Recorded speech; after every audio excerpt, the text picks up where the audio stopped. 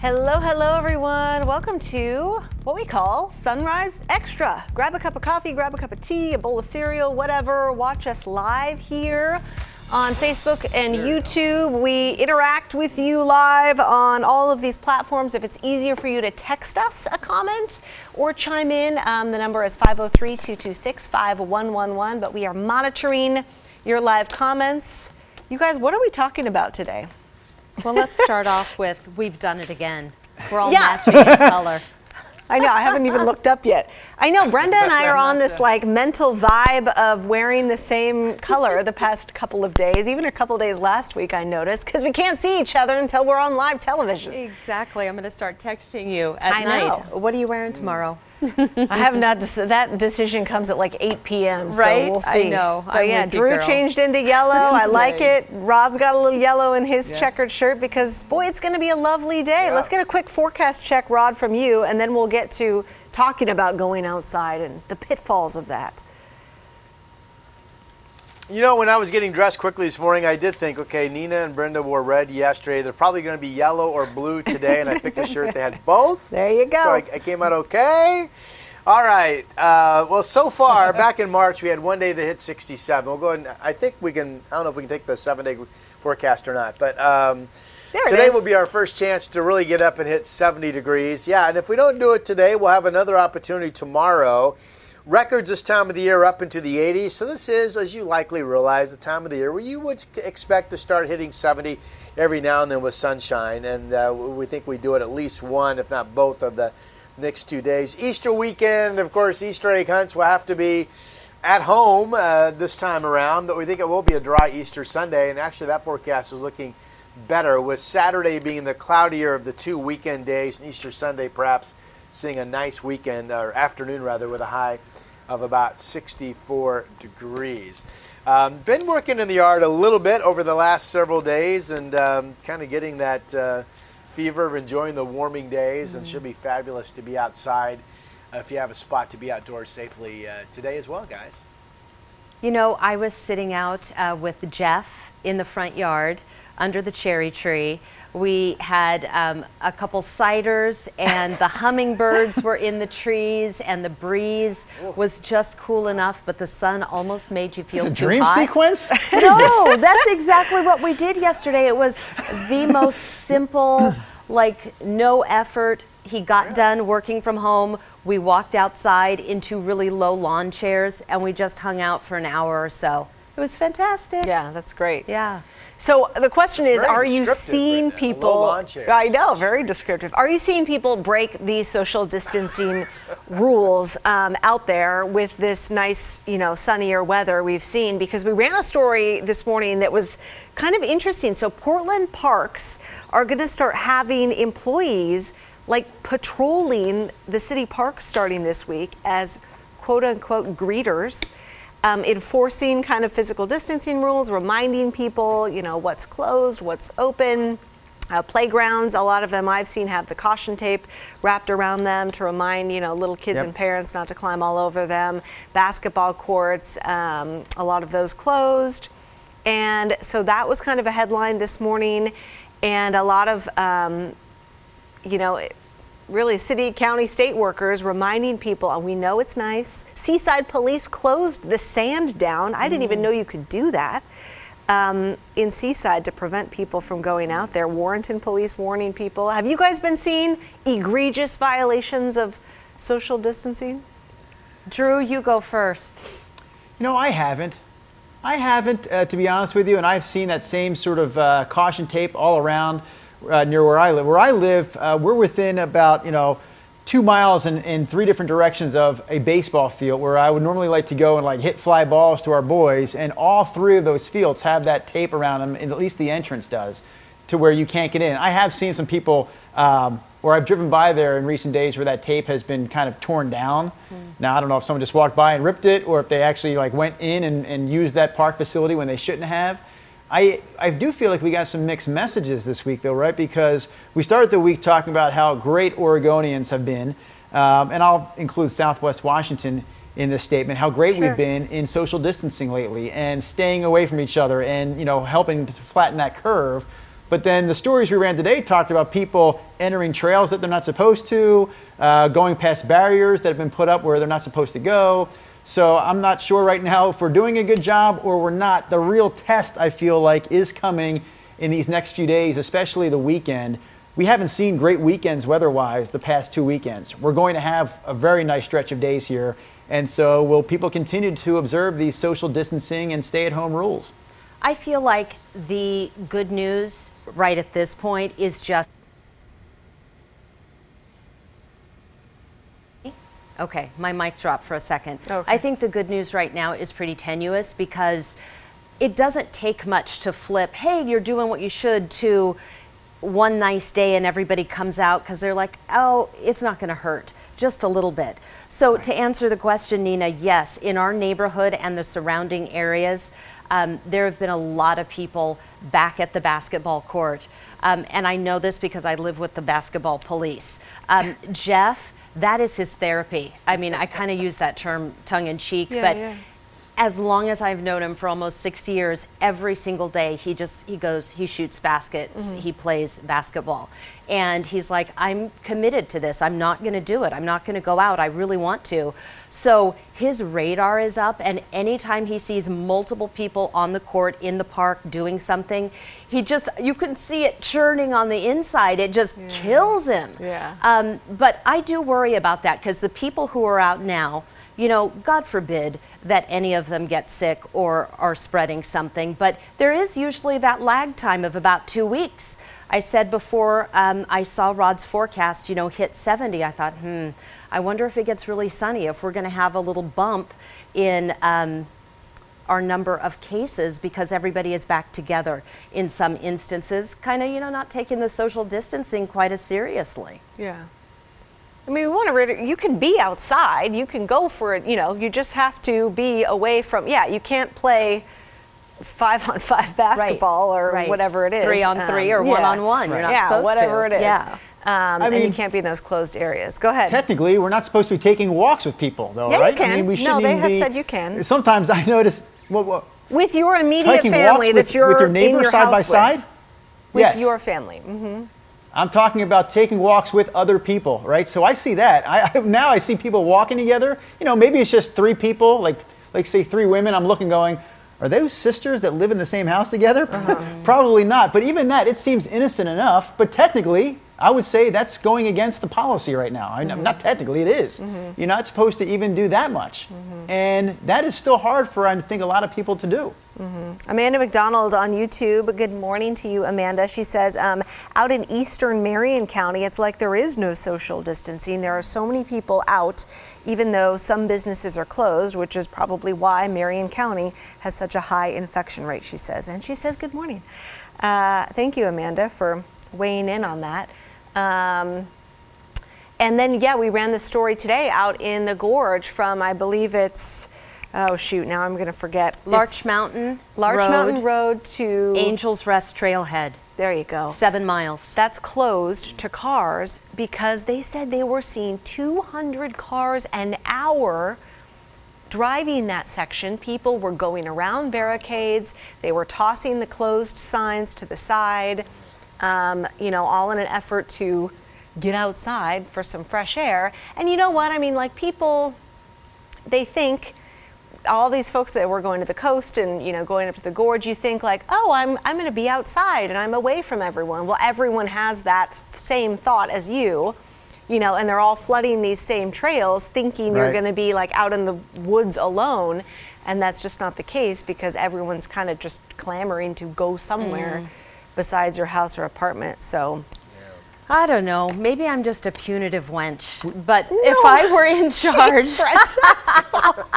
if I were in charge, I think at some point, if I was absolutely serious about the guidelines, I don't know if I'd have greeters still educating. At this point, perhaps a few fines would change some minds and get the message out, because that's not cheap, man. That hits your wallet like that, you're going to charge me how much? Yeah. You know, maybe people would take it seriously or more seriously. I don't know. Yeah. It also gives those parks employees something to do, keep their job. Go ahead. Was it Rod that was talking? I couldn't see. No, it was Drew, My hand's only up. because we have a I'm lot of raising my hand. comments flooding in right now on our It's Drew. Facebook page. Oh, sorry, Rod. Go ahead. Go ahead, Rodney. You have to raise your hands. See, Drew and I are on such a delay. I feel like we need to raise our hands and be recognized. But yeah, you know, when it wasn't at first that like the snow park areas were closed up in the Cascades, and they closed all those public gathering parking areas. And it just seems like the message overwhelming has become, yeah, it's great to be outdoors, but you need to do so as a walk in your neighborhood. You know, don't get in your car to drive somewhere to enjoy the outdoors. And you know, and I think we've received a couple looks because, you know, I live, of course, with my wife and our daughter, but we also live with my wife's parents. Now, they're in good health. They're in their 80s. So people probably think when they see all 5 of us out walking, like, boy, Grandma and Grandpa are visiting. So, you know, it's not always what it appears. You know, in our group, that is just our household out taking a walk in our neighborhood, getting some fresh air. Yeah. Drew, you want to check in on those comments? The chair recognizes Drew. Yeah, there's a lot of comments pouring in right now on our Facebook stream, and the way I have it set up now at home, unfortunately, I only see 4 at a time, and they keep rotating. So every time I think I have a good one, it filters out of my screen. But how about this from Melissa? She says, it just went off the screen. I'm going to try to remember exactly what you said, Melissa. Melissa said, yeah. First, Melissa said Drew is right. I don't know what she was talking about, but I like that comment. Then Melissa said she actually does a delivery as a side gig, and she said she's appalled right now at what she's seeing because she says she continues to see large groups gathering in popular spots downtown. She mentioned the waterfront specifically, and it sounds like she actually delivered some food to a group of people that were hanging out together on a nice weather day downtown. We had another commenter who has since left my screen. Thank you very much, computer, for not helping me today. But that commenter was from Tualatin saying she saw a group of like 6 teenage girls walking together. She said that bothered her. Come on, girls, stop hanging out together so closely. So obviously, and you guys can see these comments too, there are quite a few examples from our viewers of people that are still getting together and hanging out in close circles. Yeah, I was trying to get on the Facebook stream as well to help you, but it is hard to look at it on a desktop versus I was looking phone. at something completely different while you guys kind of get some more comments. Can I read just a little bit of something that you guys may have seen on Facebook already, but one of our colleagues at KGW sent this out. And Rod, what you said about your family going for a walk and it may not appear to be what it is, I just thought it was a good reminder, and it is definitely a more gentle approach, and that's kind of the tagline. So it starts out and it says, "Be gentle. That non-essential business that was just ordered to close, it may not be essential to you, but it's essential to the owners. Closing their doors was harder than the blood, sweat, and tears they put into opening it. So be gentle. That mom upset about the playground closing, that was the 30-minute break in her daily schedule she looked forward to the most. That 30 minutes re-energized her for the next 4 hours. Now she doesn't know how she'll make it through the day. So be gentle." And it goes on and on and on about the different things that may not appear always to be what they are. And it ends with basically just saying, so be gentle. We understand the importance of staying home, but we don't necessarily understand what others are going through. So it's also kind of, it is really such a delicate dance that we're doing right now, trying to do the right things and also not jumping to complete conclusions about everybody else. Some things are black and white. It's a no-go. And that's a whole different conversation, but there are still some nuances to keep in mind, I guess. Yeah, I did. I loved that post too. Yeah. I saw that this weekend. Melissa Otrugman on Facebook says, "I have a side gig delivering food, and I'm appalled at the number of people that are out and about like it's normal at the waterfront and That's the gathering comment in I large tried to groups." relay by memory. Well, there you go. Prince Did I do a pretty good job? That was yes. pretty close.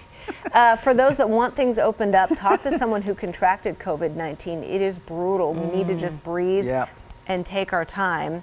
A lot of people saying they've been seeing construction workers still working. I've seen a lot of the younger, like for example at Fred Meyer, I've seen a lot of like teenagers or young, 20-year-olds. Maybe they've gotten a brand new job because Fred Meyer's been hiring like crazy to keep up with this demand.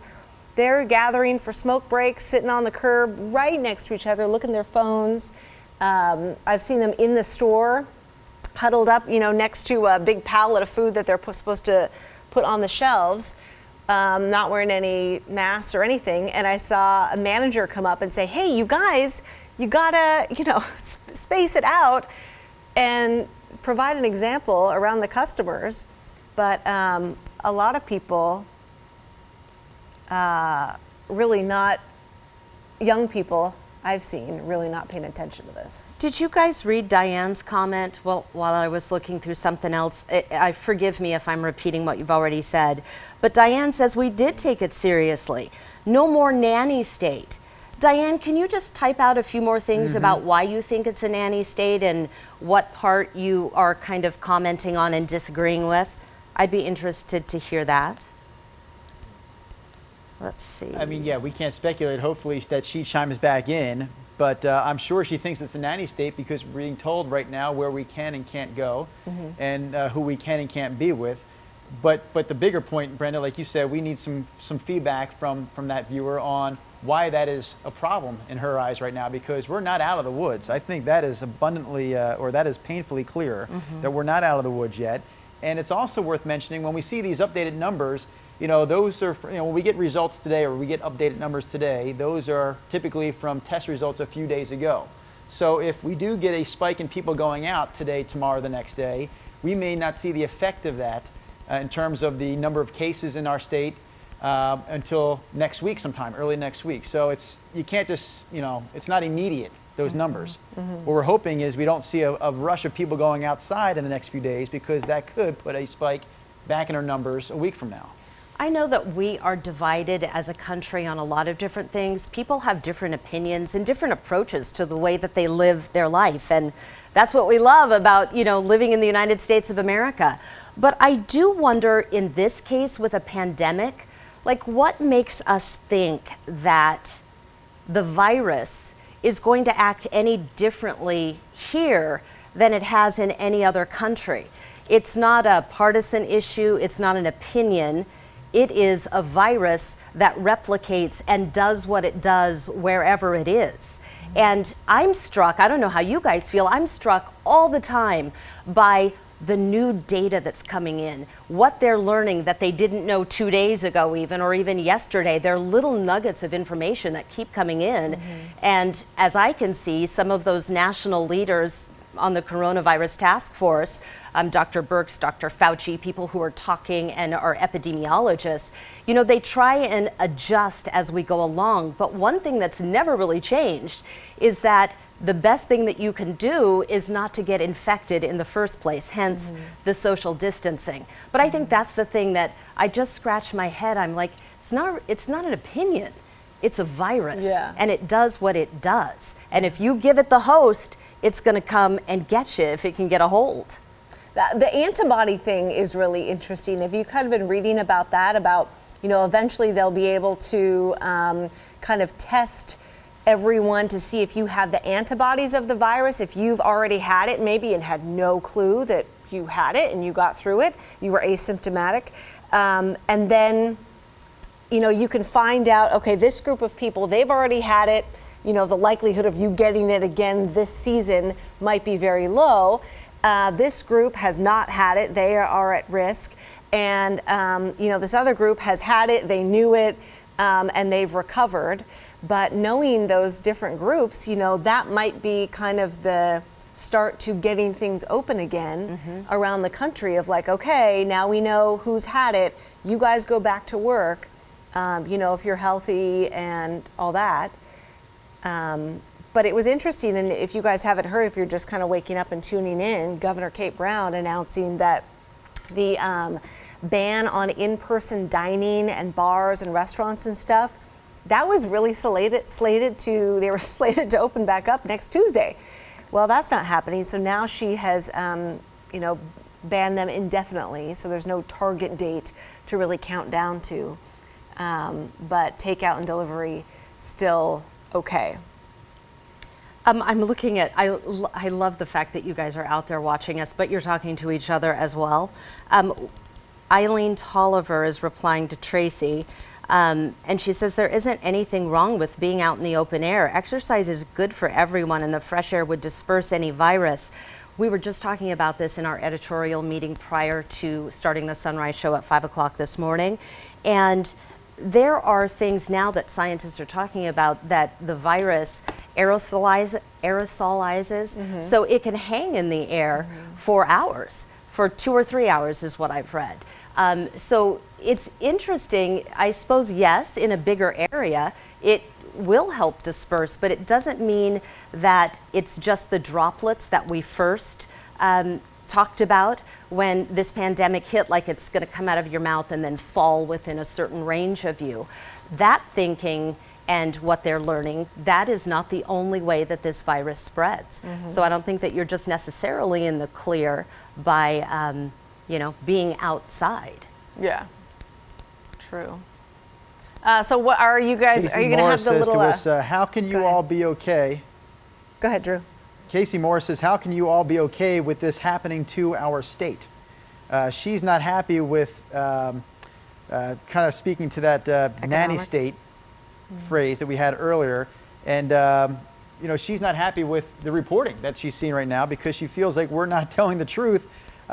In fact, Cassie earlier referenced a report that said, earlier predictions said that we were going to have 500 or so deaths in Oregon because of COVID-19. She says she's seeing reports now that say we may only see something like 100 or so deaths.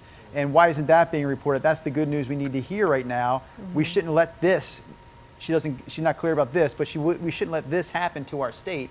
And I imagine she means the shutting down of all the local businesses. Again, I think we've been speaking about this for 20 minutes. I don't think any of us know enough to think that it's A-okay to go out and return to business as usual. Oh, and this is not far from over. Across the country to be examples. Yeah, and we report the you know, updated numbers every single day, multiple times a day. And, you know, we stream live all of the press conferences. You can watch all of those on our website and our Facebook page from all the health authorities. But I mean, we are still, what, 2 weeks away from what they say could be Oregon's peak of April 21st. Yes. So, I mean, you can't say how many, God forbid, are going to pass away from this. So, you know, we just tell you, that's why we have this slogan of facts, not fear. Is we're telling you the numbers as they come into us from the officials, and you know, if those projections are looking better and better, of course we're going to tell you that as we get it. So anyway, I'm looking at Dustin Cummins. He says, being a truck driver, I've seen a lot of traffic, but not like a normal weekday. It's been crazy all over the 4 states I travel in. I go into areas that are hotbeds with COVID-19. Boy, Dustin, take care. yeah. You know, giving us the bigger picture, not just in this area, but over 4 states. Yeah. So, Rod, it's going to be, we're going to hit right around 70 degrees today. Are you going to be getting in the yard, doing some landscaping some more to kind of enjoy the sunshine? How are those allergies?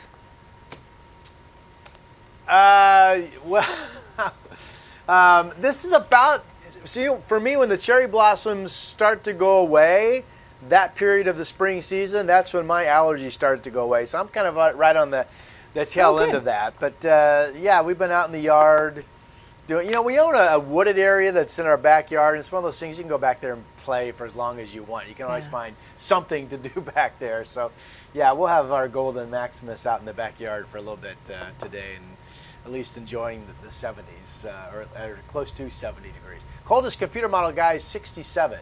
That's the coldest computer model. The other ones are all right about 70, 71. Perfect. Love it. Perfect. All right, you guys, stay safe. I don't know what color we'll wear tomorrow. We will find out right at 5 a.m. when we come on the air. We will see you tomorrow. Bye.